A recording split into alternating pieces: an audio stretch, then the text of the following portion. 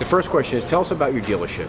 Okay, so Grand Ledge Ford Lincoln in Grand Ledge, Michigan, which is a suburb of Lansing, Michigan.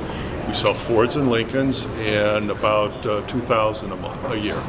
Okay, and one of the things that you mentioned, I believe, was that this new connectivity is helpful to selling cars. We have a lot of customers coming in the door now that are interested in the technology that Ford has to offer. They've heard about it either through Tier 1 advertising or through the research that they've done, and they want to know more about it. Now, Barry, are your customers listening to the radio with the new connectivity? What are they listening to when they get in the car? When they get in the car, they want to know all of the different radio options that are available to them and how they can connect their phone, their personal music, satellite radio, internet, the whole gamut, what it's going to do to make their lives easier. Now, on a different subject, you brought up the fact that at one point you used 100% radio, and now it's 0% in terms of advertising. How could that happen? That happened because there's basically 3 different radio networks in the Lansing area.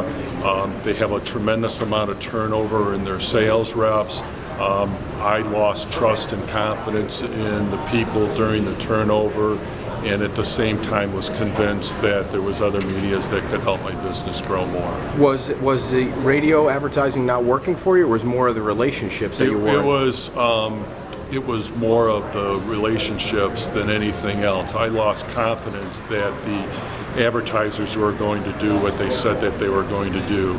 When I looked at my schedule of what cleared versus what I bought, in many instances I didn't see that I was getting what I paid for. Did the managers come in to talk to you? Did somebody try? Once I finally pulled the plug, the managers finally did. Yeah. Now, the other thing that you mentioned that was interesting was that you're starting to shift so much of your money to digital. Digital, right. Why?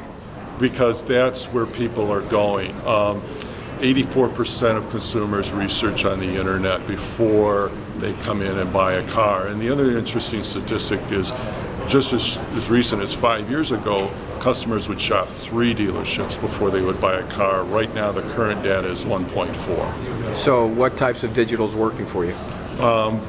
Combination of continuing to promote our website, they're coming to our website, and then Google Analytics.